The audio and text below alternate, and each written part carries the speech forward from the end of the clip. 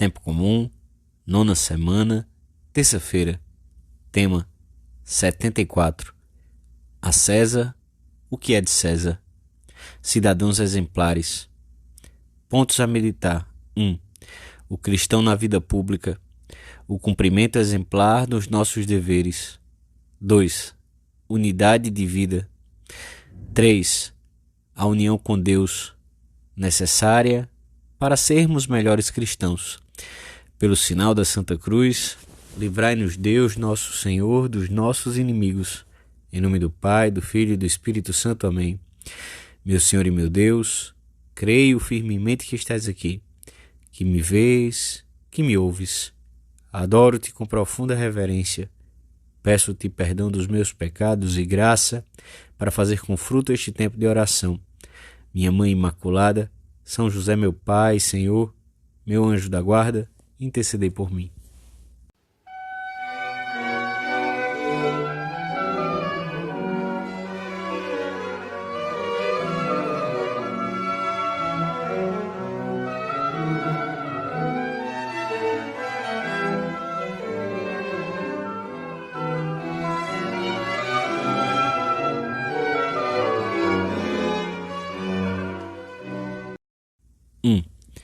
O Evangelho da Missa conta que os fariseus se aproximaram de Jesus para surpreendê-lo em alguma palavra e poderem acusá-lo. Por isso perguntam-lhe maliciosamente se é lícito pagar o tributo a César. Tratava-se do imposto que todos os judeus deviam pagar a Roma e que lhes recordava sua dependência de um poder estrangeiro. Não era muito pesado, mas levantava um problema político e moral. Os próprios judeus estavam divididos a respeito da sua obrigatoriedade e querem que Jesus tome partido a favor ou contra essa imposição. Mestre, dizem-lhe, é-nos lícito pagar o tributo a César? Se o Senhor dissesse que sim, poderiam acusá-lo de colaborar com o poder romano que os judeus odiavam por ser um invasor. Se respondesse que não, poderiam acusá-lo de rebelião. Tomar partido a favor ou contra o imposto significava, no fundo, manifestar-se a favor ou contra a legalidade da situação político-social por que passava o povo judeu. Colaborar com o poder de ocupação ou fomentar a rebelião latente no seio do povo. Aliás, chegariam mais tarde a acusá-lo com absoluta falsidade diante de Pilatos, a autoridade romana. Encontramos este homem subvertendo o nosso povo. Proíbe que se pague o tributo a César. Jesus, conhecendo a malícia da pergunta, diz-lhes: mostrai-me uma moeda. De quem é esta imagem e inscrição? Eles responderam: de César. E Jesus deixou-os desconcertados com a profundidade e simplicidade da sua resposta. Pois dai a César o que é de César, e a Deus o que é de Deus. Jesus não foge da questão, mas coloca-a nos seus verdadeiros termos. Trata-se de que o Estado não se intrometa no plano das coisas divinas e de que a Igreja não intervenha em questões temporais mutáveis e relativas. Jesus opõe-se, por conseguinte, tanto ao erro difundido entre os fariseus de um messianismo político, como ao da ingerência do Estado romano, de qualquer Estado, no terreno religioso. Com a sua resposta, estabelece claramente duas esferas de competência, cada uma no seu âmbito próprio, diz o Concílio Vaticano II, são mutuamente independentes e autônomas. Ambas, no entanto, ainda que por um título distinto, estão a serviço da vocação pessoal e social dos mesmos homens. A Igreja, como tal, não tem por missão dar soluções concretas aos assuntos temporais, e desta forma segue o exemplo do Senhor, cujo reino não é deste mundo, e que expressamente se negou a intervir como juiz em questões terrenas. A missão da Igreja, que continua no tempo a obra redentora de Jesus Cristo, é levar os homens ao seu destino sobrenatural e eterno. A sua justa e devida preocupação pelos problemas da sociedade provém exclusivamente da sua missão espiritual e mantém-se nos limites dessa missão. Cabe aos cristãos, imersos na entranha da sociedade, dar soluções aos problemas temporais, contribuir com os demais cidadãos para formar à sua volta um mundo cada vez mais humano e mais cristão, sendo cidadãos exemplares que exigem os seus direitos e sabem cumprir todos os seus deveres para com a sociedade. Na sua fé, potencializada pela caridade, serão sensíveis aos apelos do bem comum e muitas vezes irão além do mero cumprimento das normas legais. A diferença entre a ordem legal e os critérios morais obriga por vezes a adotar comportamentos mais exigentes que os critérios estritamente jurídicos. Ao assumirem plenamente essa responsabilidade, cada um no âmbito dos seus afazeres e das suas possibilidades, sem se escudarem por trás da autoridade da Igreja e muito menos atuarem em seu nome, os cristãos nunca cairão naquilo que Jesus Cristo evitava cuidadosamente: unir a mensagem evangélica, que é universal, a um sistema, a um César. Evitaram também que todos aqueles que não pertencem ao sistema, ao partido ou ao César se sintam em compreensíveis dificuldades para aceitar uma mensagem que tem como último fim a vida eterna.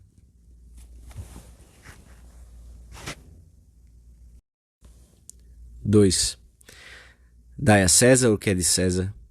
O Senhor distinguiu os deveres relacionados com a sociedade dos deveres que se referem a Deus, mas não quis de forma alguma impor aos seus discípulos como que uma dupla existência. O homem é um só, com um só coração e uma só alma, com virtudes e defeitos que influem em toda a sua atuação. E tanto na vida pública como na privada, o cristão deve inspirar-se na doutrina e no seguimento de Jesus Cristo, que sempre tornarão a sua atuação mais humana e nobre. A Igreja sempre proclamou a justa autonomia das realidades temporais, entendida, evidentemente, no sentido de que as coisas criadas e também a sociedade gozam de leis e valores próprios. Mas se por autonomia do temporal se quer dizer que a realidade criada é independente de Deus e que os homens podem usá-la sem referi-la ao Criador, não escapa nenhum fiel à falsidade envolvida em tais palavras. A criatura sem o Criador desaparece e a própria sociedade se torna desumana, tal como se tem podido observar. O cristão escolhe as suas opções políticas, sociais, profissionais, de acordo com as suas convicções mais íntimas. E o que oferece à sociedade em que vive é uma visão reta do homem e da sociedade, porque só a doutrina cristã oferece a verdade completa sobre o homem, sobre a sua dignidade e o destino eterno para o qual foi criado. São muitos, no entanto, os que quereriam que os cristãos tivessem uma vida dupla, uma nas suas atuações temporais e públicas, outra na sua vida de fé. Afirmam até, com palavras ou fatos sectários e discriminatórios, a incompatibilidade entre os deveres civis e as obrigações que o seguimento de Cristo traz consigo. Nós, cristãos, devemos proclamar com palavras e com o testemunho de uma vida coerente, que não é verdade que haja oposição entre ser bom católico e servir fielmente à sociedade civil, assim como não há razão para que a Igreja e o Estado entrem em choque, no exercício legítimo da sua autoridade respectiva, voltados para a missão que Deus lhes confiou. Mentem, isso mesmo, mentem, os que afirmam o contrário. São os mesmos que, em ares de uma falsa liberdade, quereriam, amavelmente, que nós, católicos, voltássemos às catacumbas, ao silêncio. O nosso testemunho no meio do mundo deve traduzir-se numa profunda unidade de vida. Vivei e infundi nas realidades temporais a seiva da fé de Cristo, exortava João Paulo II, conscientes de que essa fé não destrói nada do que é autenticamente humano, mas, pelo contrário, reforça-o, purifica-o, eleva-o. Demonstrai esse espírito na atenção prestada aos problemas cruciais, no âmbito da família, vivendo e defendendo a indissolubilidade e os demais valores do matrimônio, promovendo o respeito a toda a vida desde o momento da concepção. No mundo da cultura, da educação e do ensino, escolhendo para os vossos filhos uma educação em que esteja presente o pão da fé cristã. Sede também fortes e generosos à hora de contribuir para que desapareçam as injustiças e as discriminações sociais e econômicas, à hora de participar numa tarefa positiva de incremento e justa distribuição dos bens. Esforçai-vos para que as leis e costumes não se afastem do sentido transcendente do homem, nem dos aspectos morais da vida.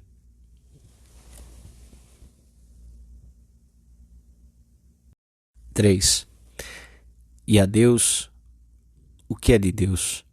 O Senhor também insiste nisso, ainda que os fariseus não lhe o tivessem perguntado.